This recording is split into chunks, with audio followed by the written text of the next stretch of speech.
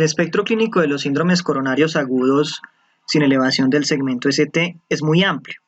Incluye a pacientes asintomáticos, con isquemia activa, con inestabilidad eléctrica, inestabilidad hemodinámica o directamente en parada cardíaca. Es importante que abordemos este tema debido a que múltiples indicadores han mostrado deficiencias en la utilización de herramientas y guías sobre el síndrome coronario agudo sin elevación del segmento ST.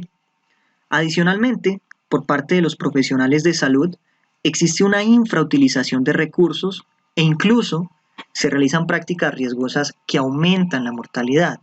Por ejemplo, trombolizar infradesniveles, aspecto que está totalmente contraindicado. Antes de hablar del infarto agudo de miocardio sin elevación del segmento ST, debemos mencionar algunos conceptos. Por ejemplo, la angina inestable, definido como la isquemia miocárdica en reposo o con mínimo esfuerzo en ausencia de necrosis de los cardiomiocitos. Los pacientes con angina inestable no padecen necrosis miocárdica, tienen un riesgo de muerte marcadamente menor en relación a los pacientes con infarto agudo de miocardio sin elevación del segmento ST y tienen menos beneficios del tratamiento antiagregante intensivo y del tratamiento invasivo precoz.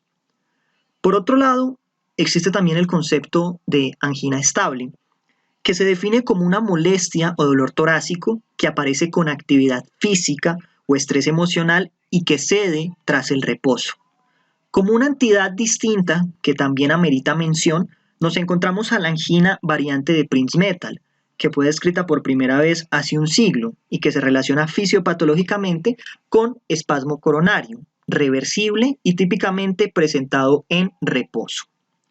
Según la Guía Europea de Síndrome Coronario Agudo sin elevación del segmento ST, existen 4 presentaciones del dolor anginoso.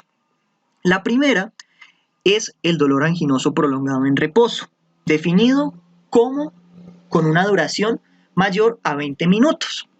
Otros autores, como por ejemplo Argente, en su libro de semiología, definirían a la angina prolongada como aquella que sobrepasa el periodo de alarma de Gallavardin. En otras palabras, la que tiene una duración por encima de 30 minutos. Algunos autores, de forma individual, lo definen como aquel dolor anginoso con una duración superior a 15 minutos. En general, el concepto de la guía europea es muy acertado, con una duración superior a 20 minutos.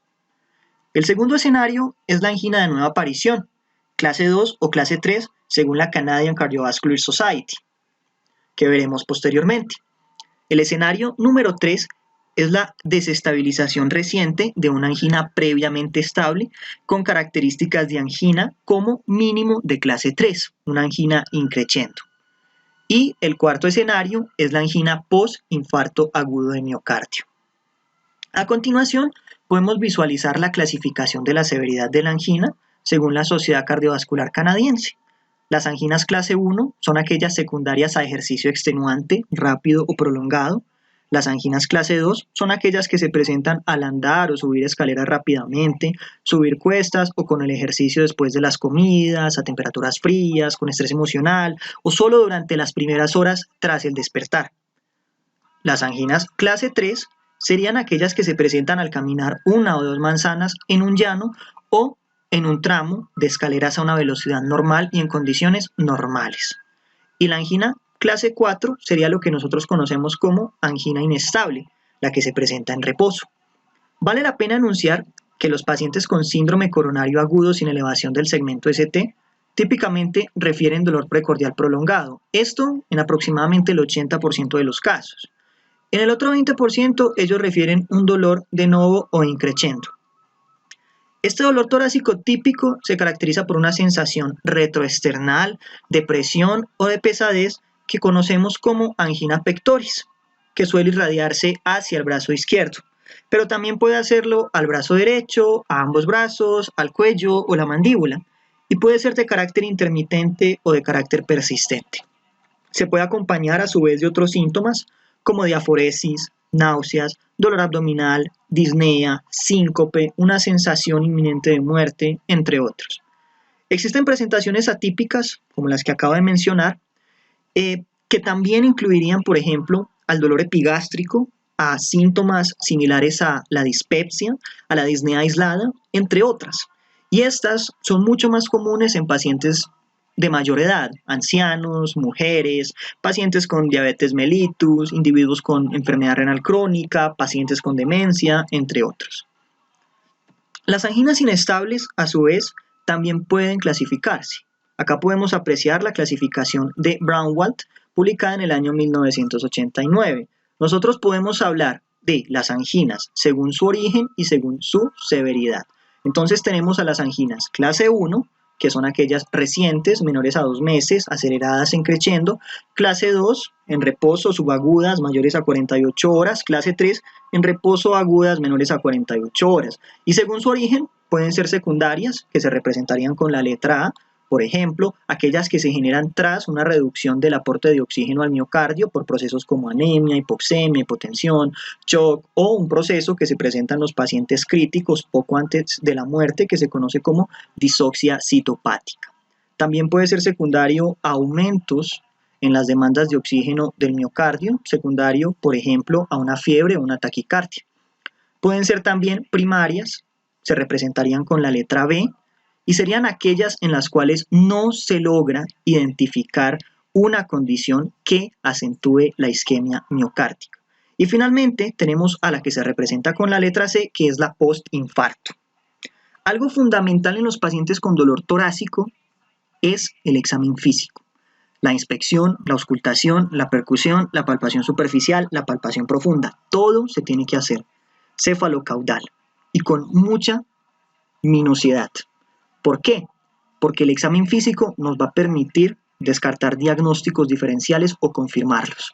Por ejemplo, con el caso de la inspección, nosotros al encontrar un paciente pálido, sudoroso, con temblores, podemos pensar en alguna causa como anemia o tirotoxicosis, como agente causal de ese dolor torácico.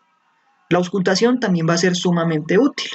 La auscultación cardíaca nos puede mostrar, por ejemplo, la presencia de un soplo sistólico por regurgitación mitral isquémica, lo cual se asocia con un mal pronóstico. También podríamos encontrar un soplo asociado con una estenosis aórtica.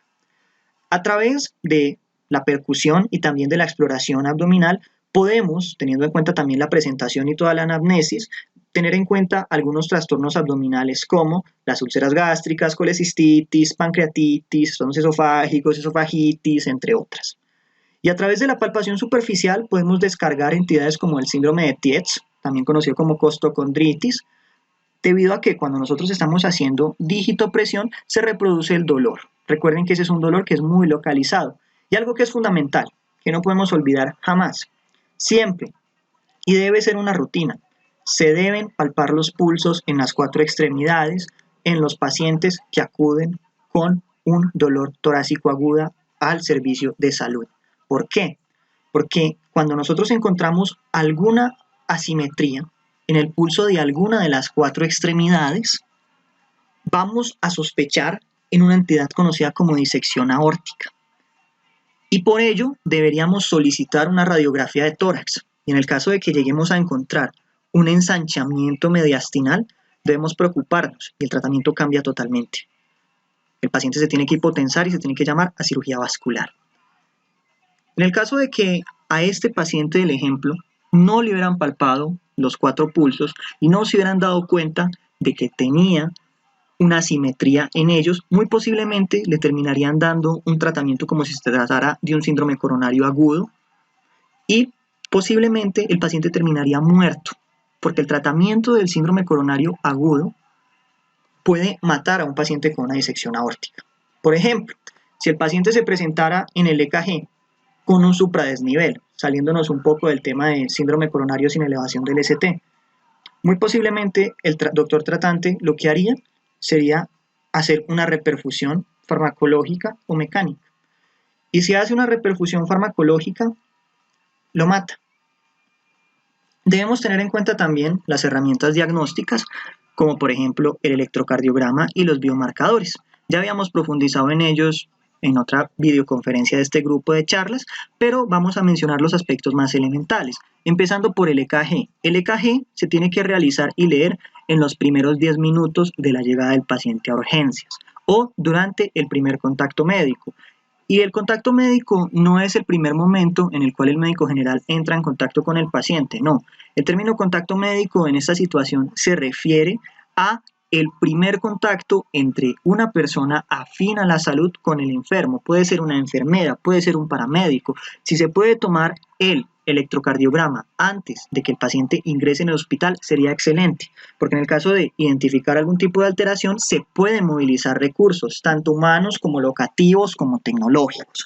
Lo que se puede encontrar en un EKG son, por ejemplo, depresiones del ST, elevaciones transitorias del ST, cambios dinámicos en la onda T, y en al menos un tercio de los pacientes con un síndrome coronario agudo sin elevación del ST, el EKG puede estar normal. Recuerde, el EKG debe ser de 12 derivaciones. Si nosotros queremos explorar cara derecha, se van a solicitar derivaciones derechas y las más importantes van a ser B3R y B4R. Es muy importante que nosotros exploremos las caras derechas, sobre todo si estamos considerando administrar nitroglicerina o morfina, debido a que si hay un compromiso de cara derecha, está totalmente contraindicado su utilización, porque puede matar al paciente. En el caso de que se desee ver cara posterior, en la sospecha de un infarto inferobasal, que era lo que previamente se conocía como infarto de cara posterior, es útil solicitar B7, B8 y B9.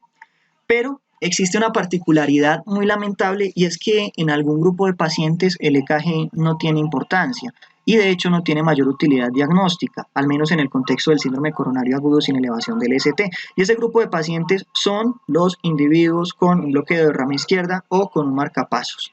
Estos dos tipos de pacientes no se benefician del EKG. ¿Por qué? Porque el electrocardiograma no va a servir para aclarar el diagnóstico. Van a tener que acudirse a otro tipo de paraclínicos y va a jugar un rol muy importante la pericia médica. Los biomarcadores también son de vital importancia. Recuerden que el de elección son las troponinas cardíacas de alta sensibilidad. Existen troponinas cardíacas I, que son las más confiables, que solo se elevan ante la afectación cardíaca, y troponinas cardíacas T, que se pueden elevar ante el daño extracardíaco, por ejemplo, ante el daño del músculo esquelético. En el caso de que no hayan troponinas por X o Y motivo, la mejor alternativa sería la CK-MB. En esta guía también se menciona la copeptina. La copeptina es el extremo terminal carboxílico de la prohormona vasopresina. Algo importante es que cuando las elevaciones de los biomarcadores son 5 veces superiores al límite superior de referencia, esto es indicativo de un alto valor predictivo positivo para un infarto agudo de miocardio tipo 1, pero si las elevaciones son 3 veces superiores al límite superior de referencia, tienen un pequeño valor predictivo positivo de 50 a 60% para IAM agudo, y pueden estar asociados a un amplio espectro de enfermedades, como por ejemplo taquiarritmias, insuficiencia cardíaca, urgencias hipertensivas, enfermedades críticas, shock, sepsis, quemaduras, miocarditis, miocardiopatía de Takotsubo, cardiopatía estructural, por ejemplo la estenosis aórtica, disección aórtica, embolia o hipertensión pulmonar, disfunción renal, cardiopatías asociadas, espasmos coronarios, eventos neurológicos agudos como un ictus o una hemorragia subaracnoidea, contusiones cardíacas o procedimientos cardíacos, hipo o hipertiroidismo, enfermedades infiltrativas como la amiloidosis, la hemocromatosis, la sarcoidosis, la esclerodermia, toxicidad farmacológica o mordedura de una serpiente, esfuerzos físicos extremos, rhabdomiólisis, e incluso se puede vincular con procesos normales como el recambio fisiológico de las células cardíacas o la apoptosis celular.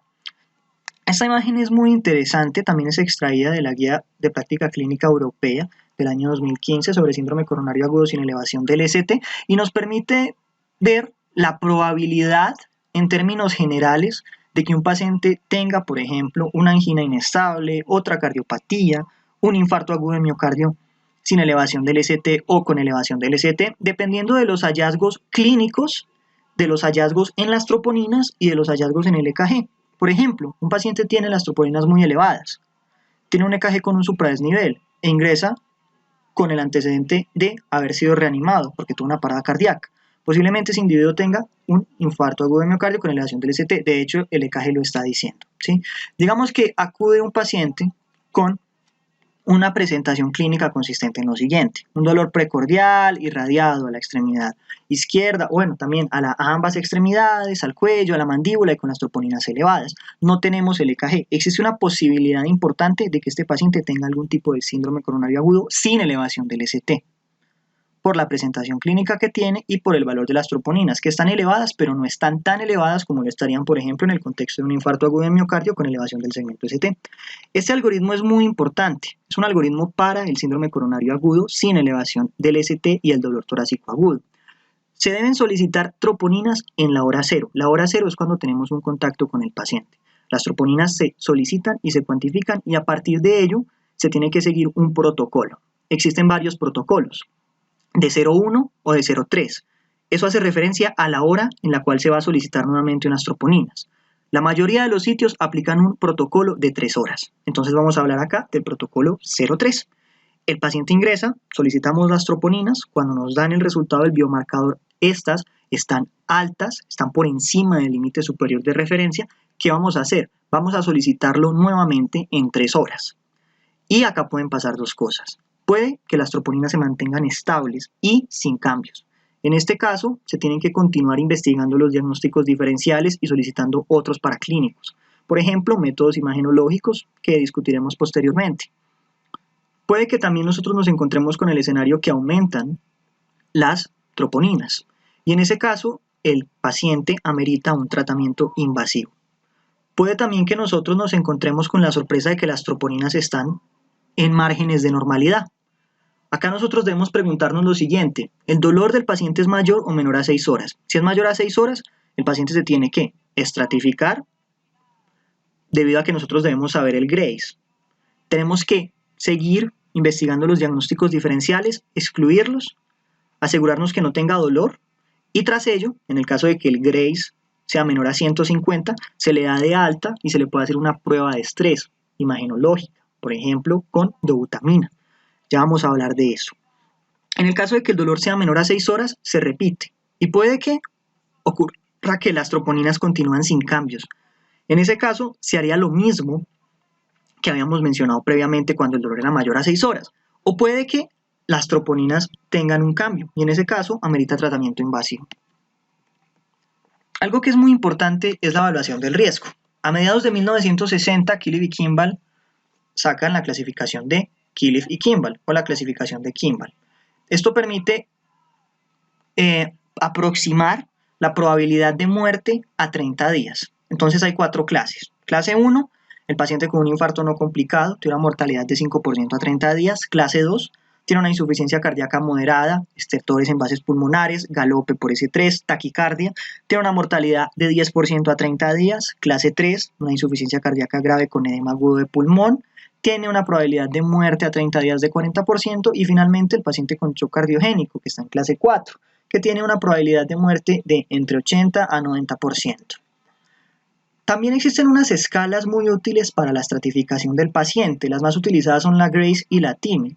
La más útil y la más específica es la escala Grace. La escala Grace toma en cuenta la edad, la frecuencia cardíaca, la tensión sistólica, la creatinina, el Killif, si hubo un paro cardiorrespiratorio al ingreso, si ha pasado una elevación de las enzimas cardíacas, si ha ocurrido una desviación del segmento ST. Y según la puntuación, da un valor estimado de muerte intrahospitalaria y de muerte después del alta hasta los 6 meses. Existe también una calculadora que es la calculadora de riesgo Grace 2.0, es muy útil, proporciona una estimación directa de la mortalidad durante la hospitalización a los 6 meses, al año y a los 3 años. La pueden encontrar de forma gratuita en internet y también dentro de las aplicaciones del teléfono móvil. Adicionalmente, también proporciona la combinación de riesgo de muerte o de infarto miocárdico al año. Por otro lado, nos encontramos con la escala de riesgo TIMI, que su valor pronóstico es menor que la del Grace y la del Grace 2.0, pero indiscutiblemente también es una gran herramienta. Toma en cuenta múltiples variables como por ejemplo la edad, la presencia de comorbilidades, la presión arterial sistólica, la frecuencia cardíaca, el Killif, el peso, la presentación clínica y, según el puntaje, va a dar un valor estimado en relación a la probabilidad de muerte a 30 días. Recuerden sobre el EKG que tiene que ser solicitado y leído en los primeros 10 minutos. El EKG nos permite a nosotros clasificar al paciente con dolor torácico agudo. Lo podemos clasificar en grupo 1, el paciente que tiene una elevación del ST. Ese paciente tiene una oclusión total de una arteria coronaria y amerita tratamiento con reperfusión. La reperfusión puede ser farmacológica o puede ser mecánica. El agente de elección, como profundizaremos en la videoconferencia de infarto agudo de miocardio con elevación del ST, es el tenecteplase. Si vamos a utilizar un agente farmacológico, lo ideal sería que nosotros solicitáramos el EKG en los primeros 10 minutos, lo leyéramos, tuviéramos disponibilidad de hemodinamia antes de 120 minutos, idealmente se debería hacer la ICP en los primeros 90 minutos. En el caso de que esto no sea posible y que esté disponible hemodinamia luego de 120 minutos o de 2 horas, el tratamiento va a ser una reperfusión farmacológica. En el caso de que en el EKG encontremos un infradesnivel, estaríamos ante un paciente con una obstrucción parcial y el paciente tendría un infradesnivel y haría parte del grupo 2. Este paciente se beneficiaría entonces de lo que se conoce como terapia AAA. Profundizaremos en ella un poco más adelante en esta charla. Antiisquémicos, anticoagulantes y antiagregantes. Y el grupo 3 es el paciente que tiene un EKG normal, tiene sintomatología, posiblemente tiene factores de riesgo y no conocemos el grado de oclusión. Recuerden que es posible que un tercio de los pacientes con síndrome coronario agudo sin elevación del ST tengan un EKG totalmente normal. Por otro lado están los biomarcadores, el de elección son las troponinas. Ahora hablemos un poco de las técnicas de imagen no invasivas. Hablemos primero de la ecocardiografía, en general de sus variables y de la ecocardioscopia también. La ecocardiografía transtorácica y la ecocardioscopia son métodos de suma utilidad. La ecocardioscopia puede ser realizada por un médico general cualificado. De hecho, cualquiera con una mínima instrucción puede identificar una hipocinesia o una cinesia. Y esto se puede hacer en el servicio de urgencias. Una hipocinesia es una disminución en la contractilidad, una cinesia es que ya la pared no está contrayéndose. En el siglo XXI han surgido múltiples publicaciones en diversas revistas como el New England Journal of Medicine que afirman que la ecografía en general va a ser el nuevo fonendoscopio del médico. Incluso existen aplicaciones para el móvil o para la tablet que permiten servir como un ecógrafo. Ya lo que tocaría hacer es comprar el transductor. Adicionalmente, existen muchos métodos o muchas opciones que podemos encontrar dentro de la ecocardiografía que son muy útiles. Por ejemplo, la ecocardiografía de contraste, que puede ser útil para ver alteraciones en la perfusión. Adicionalmente, la ecocardioscopia permite evaluar los diagnósticos diferenciales más graves y más letales, como por ejemplo la estenosis aórtica, el derrame pericárdico, la miocardiopatía hipertrófica, la disección aórtica, la dilatación ventricular derecha compatible con un tromboembolismo pulmonar, donde encontraríamos este signo, que es el signo de la D, que es un signo que es llamativo y que es muy diciente de un tromboembolismo pulmonar cuando está en las fases más graves y está incluso ya llegando a ser fenómenos de autoagravamiento. Bueno, cambiando un poco y dejando de hablar de la ecocardiografía, también existen otros procedimientos. Los procedimientos imagenológicos también pueden ser utilizados, por ejemplo, en pacientes que tuvieron electrocardiogramas sin cambios, que no tienen dolor y que las troponinas están negativas. En ellos se pueden realizar pruebas de imagen con estrés, con dobutamina o con dipiridamol. Otros métodos imagenológicos útiles son, por ejemplo, la resonancia magnética cardíaca, que permite evaluar perfusión y motilidad cardíaca. Se puede hacer realce con galodinio, que permite diferenciar el tejido cicatricial de un infarto reciente mediante imágenes potencializadas en T2 con el objetivo de poder delimitar el edema miocárdico. En la literatura también describen otro tipo de pruebas imagenológicas como la gammagrafía miocárdica en reposo y también mencionan la TAC multidetectora o multicorte, que es útil para evaluar la anatomía coronaria y también permite descartar la enfermedad arterial oclusiva. Todas las pruebas mencionadas hasta el momento son muy útiles para el pronóstico y para la anatomía, pero la mayoría de las pruebas imagenológicas no son muy útiles en el contexto agudo. La única que es útil en el contexto agudo es la ecocardioscopia, que nosotros sí la podemos utilizar. También es muy importante el concepto de la monitorización. Dependiendo de la presentación clínica va a variar. Si el paciente tiene una angina inestable, puede ser hospitalizado en una planta normal o alta y no necesita una monitorización del ritmo cardíaco continuamente. En el caso de que tenga un infarto agudo de miocardio sin elevación del ST, pero tenga bajo riesgo de arritmias cardíacas, se puede monitorizar por menos de 24 horas o por 24 horas en la unidad de cuidados intermedios o en la unidad de cuidados coronarios. Pero si el paciente tiene la misma situación patológica, pero tiene un riesgo intermedio o alto de arritmias cardíacas, ya la monitorización se prolonga a 24 horas y más de 24 horas y debe ser hospitalizado en la unidad de cuidados intensivos, en la unidad de cuidados coronarios o en una unidad de cuidados intermedios. Algo muy importante es la evaluación del riesgo hemorrágico. Y en términos generales están las clasificaciones del riesgo Crusade y Acuity. La que a mí me parece más fácil y más útil es la Crusade. Ambas tienen un valor predictivo razonable para las hemorragias mayores en los pacientes con síndrome coronario agudo que son sometidos a coronariografía. Sin embargo, la clasificación Crusade tiene más capacidad de discriminación. Ambas han sido validadas en estudios con miles de personas. Por ejemplo, para la Crusade, esta se desarrolla a partir de más de 71.000 pacientes y se valida con más de 17.000 pacientes. La podemos ver acá. No puedo encontrar una imagen que mostrara tabulada la Crusade, así que tomé la tarea de pasarla y ponerla acá en el caso de que deseen tomar un pantallazo o una captura para tenerla. Les voy a explicar cómo leerla. Existen 8 criterios dentro de la escala Crusade. Vamos a coger, por ejemplo, el hematocrito de base. Si el hematocrito de base es menor a 31, nos da 9 puntos. Si el Coco-Grau es menor a 15, nos da 39. Si la frecuencia cardíaca es menor a 70, nos da 0. Así sucesivamente con todos los criterios, los vamos sumando. Y posteriormente vamos a esta tabla de estratificación de riesgo, dependiendo del puntaje. Y eso nos va a dar un porcentaje de riesgo de sangrado. Por otro lado, tenemos esta escala que es la Acuity. La Acuity toma en cuenta la creatinina sérica, la edad, el género, el recuento de leucocitos, la presentación, si el paciente fuma o no, o si el paciente tiene medicación aterotrombótica, dándole espacial importancia a la bivalirudina y a la heparina. Dependiendo de la suma, al igual que como hacíamos con la Crusade, podíamos hablar de que el riesgo de hemorragia era bajo, si era menor a 10, moderado, si era entre 10 a 14, alto, si era entre 15 a 19 y muy alto si era mayor a 20. Ahora vamos a empezar a hablar del tratamiento. El tratamiento se hace con el siguiente orden: A, B, C, D. Como siempre, ese es el árbol primordial para poder tratar a todos los pacientes. Entonces, primero hablemos un poco acerca de la parte de la oxigenación. Actualmente se recomienda solo dar oxígeno cuando la saturación es menor al 90%.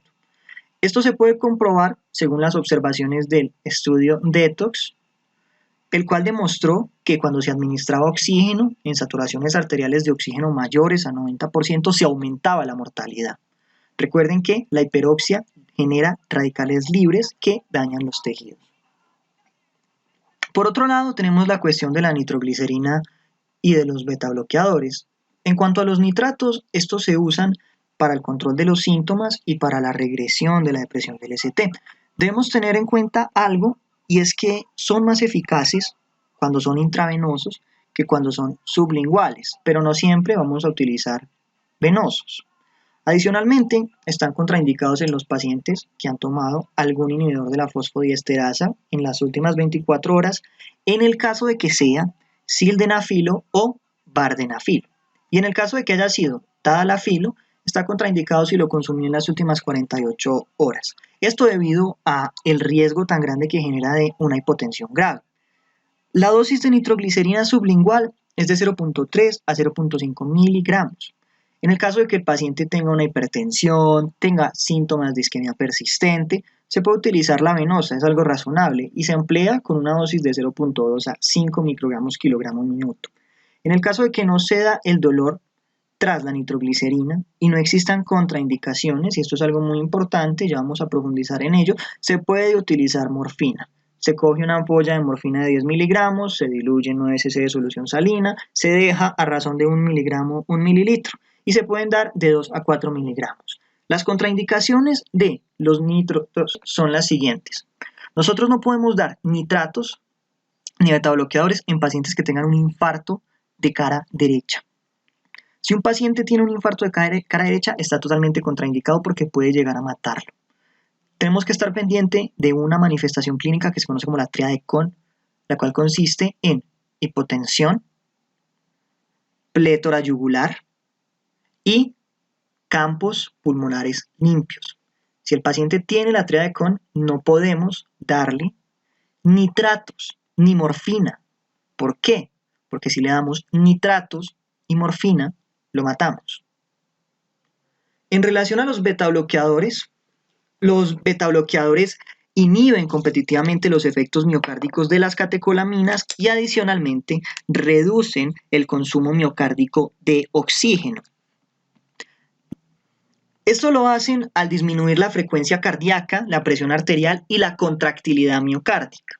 Está comprobado que los betabloqueadores, en el caso de que no hayan contraindicaciones, disminuyen la mortalidad entre un 8 a un 13% durante la primera semana tras el infarto.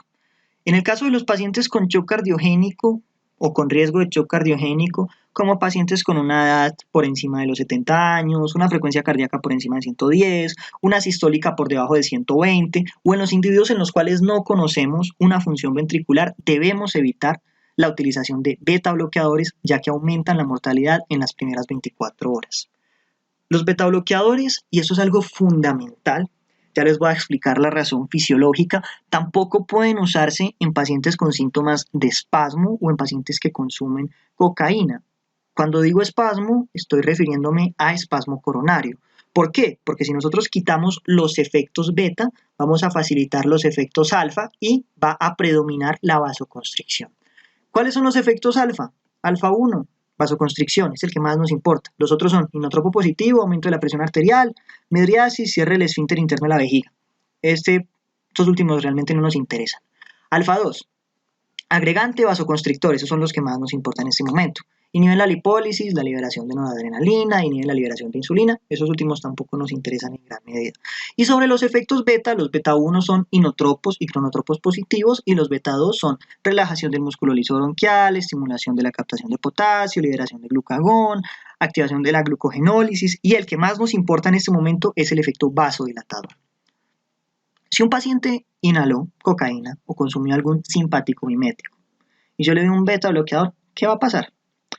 Le voy a bloquear el efecto beta, o sea que le voy a bloquear la vasodilatación debido al bloqueo del efecto beta 2. Va a predominar entonces el efecto alfa 1 y el efecto alfa 2 y eso va a llevar a que predomine la vasoconstricción y posiblemente el paciente vaya a morirse. En síntesis, lo que nos dice la guía europea es que se recomienda el tratamiento precoz con betabloqueadores para pacientes con síntomas isquémicos cuando no hay contraindicaciones, o sea, cuando no ha consumido cocaína, cuando no tiene un espasmo coronario, cuando no tiene un shock cardiogénico, cuando conocemos lo que viene a ser su función ventricular. Para los pacientes con angina vasoespástica sospechada, confirmada, se considera el tratamiento con bloqueadores de los canales de calcio y nitratos y se evitará el uso de betabloqueadores, por lo que hemos enunciado previamente. Continuamos con el tratamiento relacionado con el ASA y los inhibidores de la P2Y12. Sobre el ácido acetil salicílico se recomienda que sea una carga, en el caso de que sea una formulación no entérica, de 150 a 300 miligramos. Recuerden que si nosotros vamos a utilizar ASA y lo vamos a dar por vía oral, tenemos que dar el ASA con formulación no entérica. En el caso de que la carga vaya a ser venosa, se recomienda que sea de 150 miligramos. Luego se continúa con una dosis de 70 a 100 miligramos día. A grandes rasgos, lo que hace el ácido acetil salicílico es una inhibición de modo irreversible de la actividad de la COX-1, además de que suprime la producción de tromboxano A2 durante la vida de las plaquetas. En relación a los inhibidores de la P2Y12, el que más se conoce tradicionalmente es el clopidogrel. Se recomienda una dosis de carga de 300 a 600 miligramos y de mantenimiento de 75 miligramos diarios. El clopidogrel es un profármaco. Esto significa que requiere oxidación por la citocromo P450 en el hígado para poder generar un metabolito activo. El 85% de este medicamento se hidroliza de forma activa y el 15% va a transformarse a el metabolito activo. El metabolito activo va a inhibir los receptores P2Y12 a nivel plaquetario. Esto lo va a hacer de forma irreversible. Adicionalmente, va a inhibir la agregación inducida por el ADP. Entre todos los inhibidores de la P2Y12 no es la mejor opción. De hecho, se han realizado estudios de farmacogenética que han demostrado que existen pacientes hiporrespondedores y otros que son hiperrespondedores. En este sentido es un fármaco que es muy errático. El prasugrel es otra opción, es una buena opción. Su dosis de carga es de 60 miligramos y de mantenimiento es de 10 miligramos día en el contexto del síndrome coronario agudo sin elevación del ST. Al igual que el clopidogrel es un profármaco, tiene el mismo mecanismo de acción, pero a diferencia del clopidogrel, tiene una inhibición más rápida y más profunda. En un estudio que era el estudio Triton-TIMI 38, se comparó el prasugrel con el clopidogrel y el prasugrel demostró ser superior. Sin embargo, tiene un mayor riesgo de hemorragias. Es un medicamento que está contraindicado en pacientes con antecedentes de ictus o AIT. Adicionalmente, tiene una contraindicación relativa en los pacientes con un peso menor de 60 kilogramos y en los pacientes mayores de 75 años. El siguiente fármaco a hablar es el ticagrelor. También es un inhibidor oral que se une de modo reversible a la P2Y12, a diferencia del clopidogrel y el prasugrel, que eran irreversibles. Tiene una vida media plasmática de 6 a 12 horas, inhibe la recaptación de adenosina a través de la inhibición del transportador equilibrador de nucleósidos 1. Tiene interacciones farmacológicas con la simvastatina del diltiazem. Su dosis de carga es de 180 miligramos. Posteriormente se deben dar dosis de 90 miligramos cada 12 horas. Otro que vamos a mencionar simplemente por cultura general es el cangrelor. Está descrito en la literatura, pero no está disponible fácilmente. De hecho, es relativamente reciente. Fue aprobado por la Comisión Europea en el año 2015. Este medicamento es un análogo intravenoso del ATP, a diferencia de todos los otros que se dan por vía oral. Se une de modo irreversible y con alta afinidad al receptor plaquetario P2Y12. Tiene una vida media plasmática corta, inferior a 10 minutos, y produce una inhibición muy efectiva de la agregación plaquetaria inducida por ADP inmediatamente después de la administración del bolo intravenoso. Permite restaurar la función plaquetaria en aproximadamente 1 a 2 horas luego de que se interrumpe la infusión en los pacientes. Por otro lado están los inhibidores de la G2B3A. Estos bloquean la agregación plaquetaria al inhibir la unión del fibrinógeno a la forma activada del receptor de la G2B3A. Estos se asocian con un aumento de las hemorragias mayores, sin un aumento significativo de hemorragias intracraneales y no se usan comúnmente, o sea, no son de uso rutinario. De hecho, su uso se limita a situaciones especiales, como por ejemplo rescate o complicaciones trombóticas durante las ICP. Acá podemos apreciar las dosis de los inhibidores de la glucoproteína 2B3A para los pacientes con función renal normal o pacientes con función renal afectada. Les dejo la tabla, no vamos a profundizar en ello. Algo que es muy importante es la duración del tratamiento antiplaquetario dual. Empecemos entonces con la conclusión y luego vamos a los estudios. En conclusión, se puede recomendar que se dé un tratamiento antiplaquetario dual durante un año para los pacientes con síndrome coronario agudo sin elevación del ST, pero, según la evidencia, podría cortarse hasta 3 o 6 meses, o podría prolongarse hasta 30 meses, si fuera necesario, en los pacientes que tienen algunas condiciones especiales, dependiendo de su perfil de riesgo isquémico y su perfil de riesgo hemorrágico. Existen muchos estudios, como por ejemplo el CURE. En el CURE, la conclusión grande fue que se recomendó el ácido acetilsalicílico y el clopidogrel durante un año, en lugar de la aspirina sola, independientemente de la estrategia de revascularización o el tipo de stent. El estudio Triton-TIMI 38 y el estudio Platón demostraron la superioridad de los tratamientos que eran basados en prasugrel y ticagrelor. El estudio CREDO fue un estudio que se realizó con más de 2.100 pacientes y mostró que el tratamiento antiplaquetario dual con clopidogrel por un año se asoció con un riesgo relativo de muerte, infarto de miocardio e ictus del 26.9% versus el tratamiento un mes, que tenía un riesgo relativo de aproximadamente 8 meses. Sin embargo, estos pacientes eran estables y eran pacientes de bajo riesgo. El estudio DAP lo que hizo fue aleatorizar pacientes que no tuvieron complicaciones durante el primer año luego de la ICP a un tratamiento adicional por 18 meses con alguna tienopiridina, clopidogrel o con prasugrel, versus otros que eran tratados con placebo. Comparado con el placebo, los del grupo de las tienopiridinas tuvieron una menor tasa de trombosis de stent y de complicaciones cardio y cerebrovasculares graves. Por otro lado, la tasa de muertes del grupo de la tienopiridina fue del 2% y la del placebo fue de 1.5% y tiene una P que es de 0.05. O sea que está ahí en el límite, no es menor a 0.05, por lo cual hay que tener cuidado. Adicionalmente, la tasa de hemorragias moderadas y graves aumentó de forma importante en el grupo de las tienopiridinas, si se comparaba con el grupo del placebo. Y finalmente está el estudio Pegasus-TIMI 54. Este estudio fue hecho con más de 21.000 pacientes. Estos fueron pacientes que habían sufrido un infarto agudo de miocardio. Antes se les dio tricagrelor a 90 miligramos cada 12 horas o 60 miligramos cada 12 horas o placebo, y se empezó a realizar un seguimiento a 33 meses. Y el seguimiento a 33 meses demostró menos muerte cardiovascular o por infarto de miocardio o por ictus en los pacientes tratados con ticagrelor, pero en ellos también demostró una mayor tasa de hemorragias. Fue de 2.6% con un tratamiento de 90 miligramos. Cuando se dio el tratamiento de 60 miligramos fue de 2.3. Y en el caso del grupo que tuvo un tratamiento con placebo, la tasa de hemorragias mayores fueron de 1.06%, esto con una P de menos de 0.001, extremadamente confiable. Acá podemos apreciar en general una síntesis de las recomendaciones. Se debe administrar ASA a todo paciente sin contraindicaciones con una dosis oral de carga de 150 a 300 y una dosis de mantenimiento de 75 a 100 miligramos día a largo plazo, independientemente de la estrategia de tratamiento. Se debe añadir al ASA un inhibidor de la P2Y12 y mantenerlo durante 12 meses, excepto cuando haya contraindicaciones como excesivo riesgo de sangrado. Se recomienda tricagrelor, dosis de carga de 180 miligramos, luego de 90 miligramos 2 veces al día, si no existen contraindicaciones, para todos los pacientes con un riesgo de eventos isquémicos moderado o alto.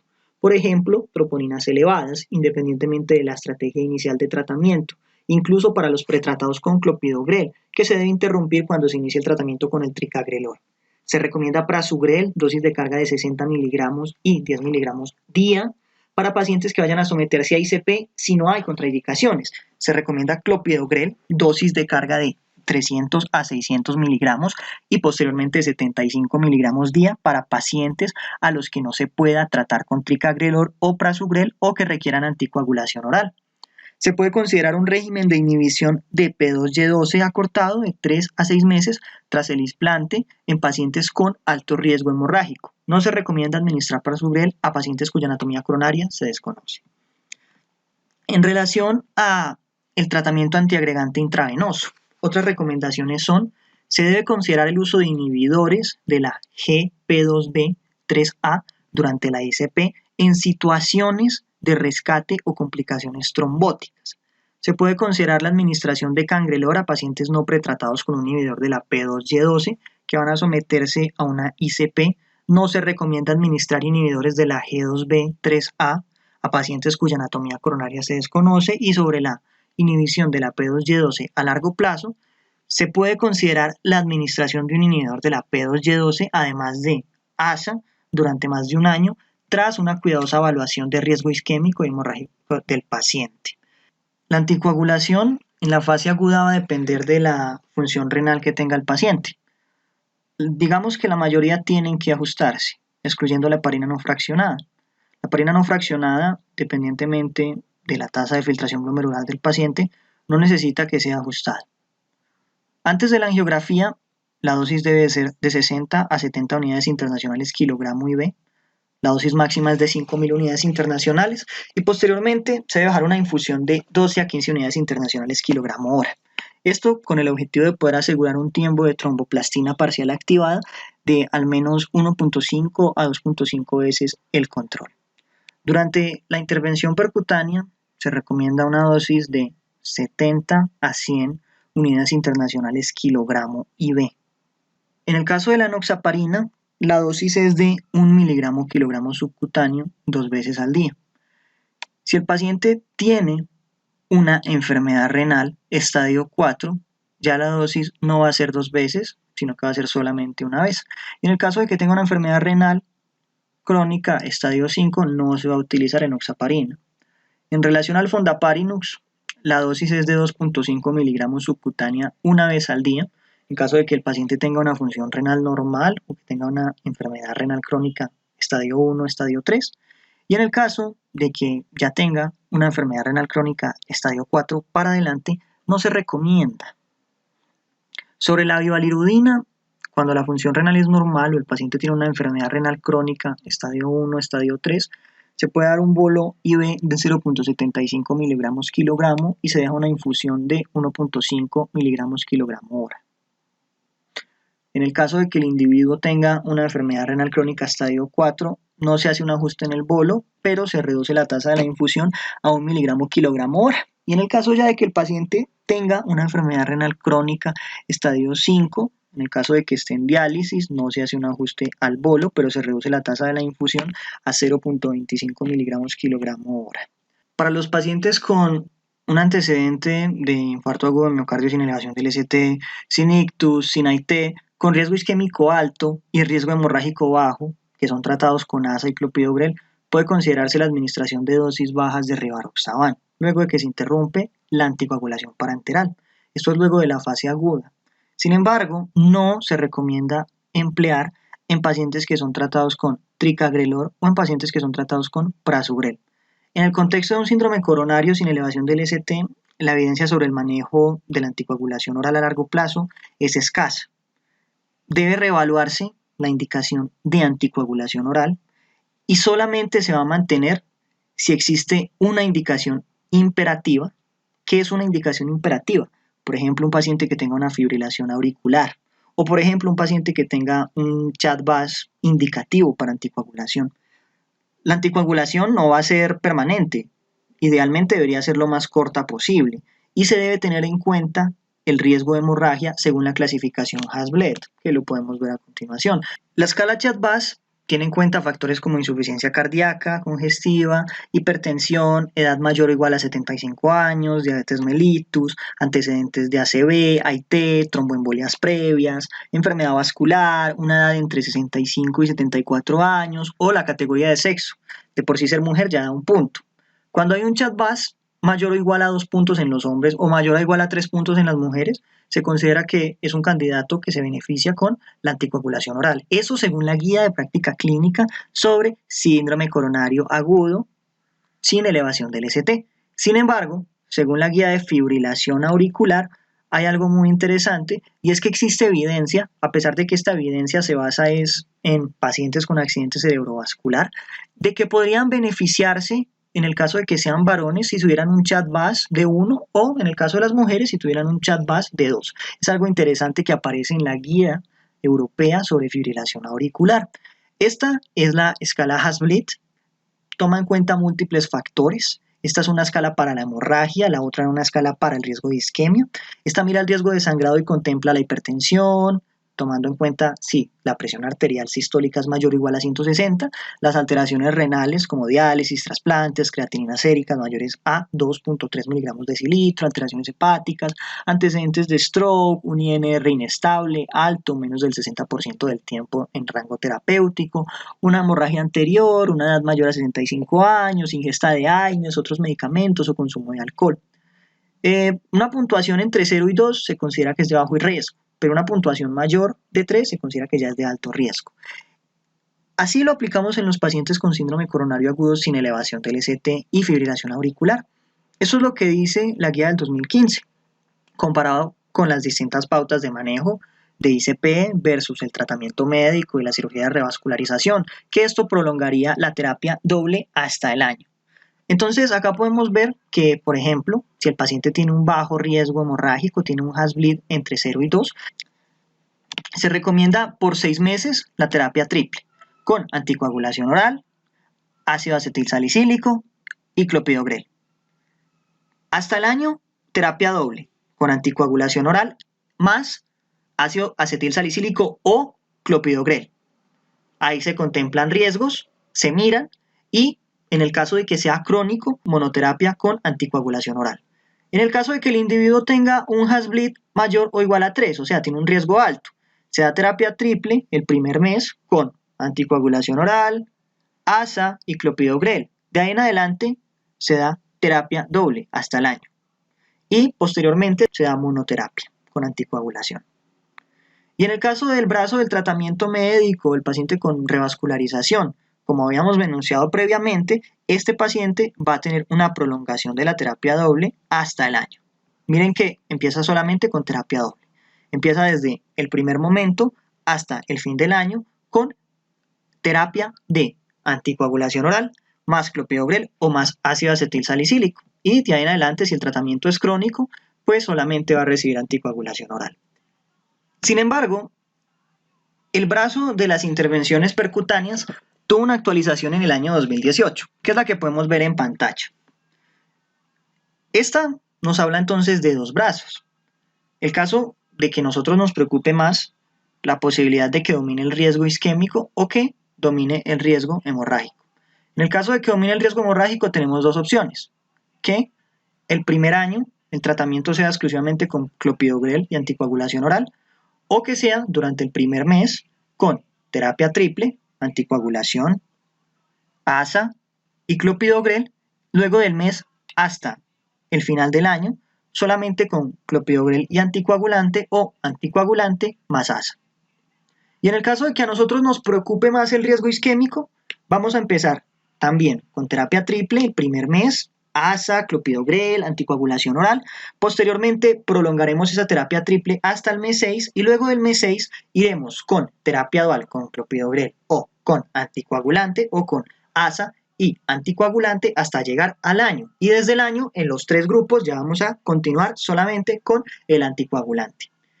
Esto es lo que se había dicho hasta que apareció el estudio Augustus, que intenta cambiar un poco estos paradigmas. El estudio Augustus se realizó con más de 4.000 pacientes, es un estudio del año 2019, y se realizó comparando distintas combinaciones de apixaban, antagonistas de la vitamina K y aspirina. ¿Qué encontró? Tuvo varios resultados interesantes. Vamos a empezar a verlos uno por uno. El primero fue que a los 6 meses los pacientes anticoagulados con apixaban tuvieron una reducción de la tasa de sangrado mayor o sangrado no mayor clínicamente relevante del 31%, comparado con los antagonistas de la vitamina K. Lo segundo fue que a los 6 meses el grupo de aspirina versus el grupo de placebo tenía una tasa de sangrados de 16% frente a 9%, con una P de 0.001, sumamente confiable, al igual que la relación que se hizo entre los antagonistas de la vitamina K y el apixaban. También tenían una P de 0.001. Y en ese sentido, los antagonistas de la vitamina K, comparados con el apixaban, generaron más sangrados mayores.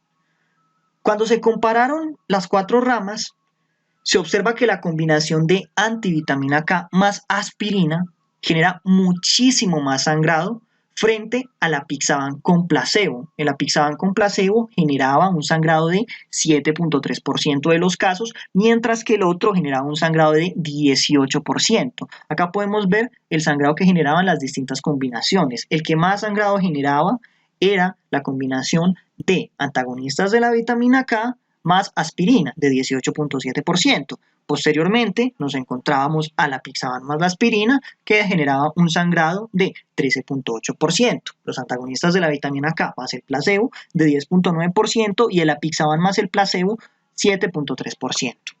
Como objetivos secundarios del estudio, lo que habíamos mencionado hasta ahora eran los objetivos primarios, la mortalidad y la hospitalización con los antivitamina K fue más alta que con el apixaban. Esto con una P también muy confiable de 0.002. Podemos apreciar entonces que la tasa de muerte y de hospitalizaciones con los antivitamina K fue de 27.4%, mientras que con el apixaban fue de 23.5%. Y en la última variable, sobre tener o no tener tratamiento con el combinado muerte y hospitalizaciones entre placebo y aspirina, no hubo diferencia. Pero este dato debemos tenerlo con cuidado, debido a que el valor de la P fue de 0.20, o sea que no fue estadísticamente significativo. Y miren que realmente la diferencia no es mucha, el placebo fue de 24.7 y la aspirina de 26.2. Aquí se ven los 4 grupos integrados respecto a la variable muerte y hospitalización. ¿Y cuál sería la conclusión? En los pacientes con fibrilación auricular y síndrome coronario y necesidad de angioplastia y que están tratados con un inhibidor de la P2Y12, el régimen antitrombótico apixaban más un inhibidor de la P2Y12 sin aspirina reduce el sangrado y las hospitalizaciones sin observarse diferencias significativas en los eventos isquémicos versus las otras pautas que incluyen los antagonistas de la vitamina K y la aspirina. Algo muy importante es que los pacientes hospitalizados con un síndrome coronario agudo sin elevación del ST deben ser sometidos a una coronariografía y, cuando está indicado, a revascularización coronaria. Existen criterios que indican la necesidad de una estrategia invasiva, como los que vemos en la imagen. Hay criterios de riesgo muy alto, como inestabilidad hemodinámica o shock cardiogénico, dolor torácico recurrente o persistente refractario al tratamiento médico, arritmias con riesgo vital o paracardíaca, complicaciones mecánicas del IM, insuficiencia cardíaca aguda, cambios dinámicos recurrentes en la onda ST-T, especialmente con elevación intermitente del ST. Hay criterios de riesgo alto como subida o caída de la troponina cardíaca compatible con un IM, cambios dinámicos de las ondas ST o T, sintomáticas o silentes, una puntuación Grace mayor a 150, criterios de riesgo intermedio como diabetes mellitus, insuficiencia renal, una fracción de eyección menor al 40%, angina precoz tras el infarto, una ICP previa, una cirugía de revascularización previa, una puntuación Grace mayor a 109 pero mayor a 140 y también hay criterios de bajo riesgo como cualquier característica no mencionada anteriormente. Primero, ¿qué es una coronariografía invasiva?